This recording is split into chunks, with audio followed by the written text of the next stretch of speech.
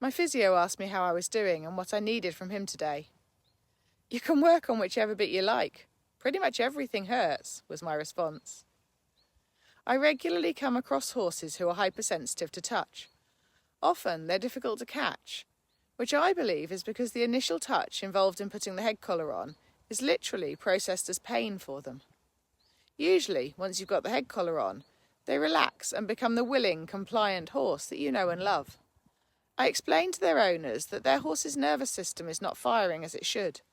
The nerves fire more quickly than they should, and the sensors that detect pain fire in response to things that shouldn't create pain. It's possible that in some cases this is due to something called central sensitization. The following description is part of an excerpt from a book called Central Pain Syndrome by Alexander Didick et al.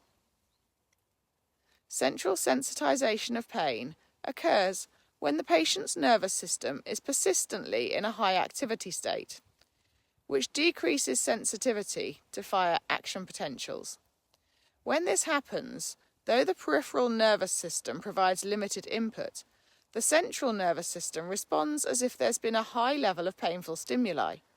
An increase in the action potential firing leads to amplifying neural signaling.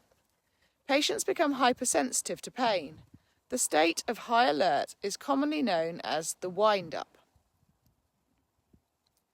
If your horse is hypersensitive to touch, there are things that you can do to help. Baited stretches can be helpful, as slow, controlled mobilization of the spine can help. If grooming's a problem, try a different brush.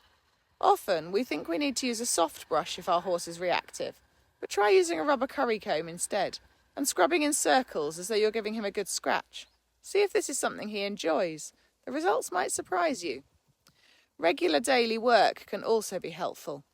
Often, a hypersensitive horse will become more hypersensitive after time off and less reactive to touch when he's in a consistent work routine. Of course, it's a good idea to ask your veterinarian and your local physical therapist to check your horse over to make sure you're not missing something. For example, a low-level lameness can lead to excessive soreness. In the UK, you'll find chartered physiotherapists at acpat.org and registered animal musculoskeletal practitioners at rampregister.org.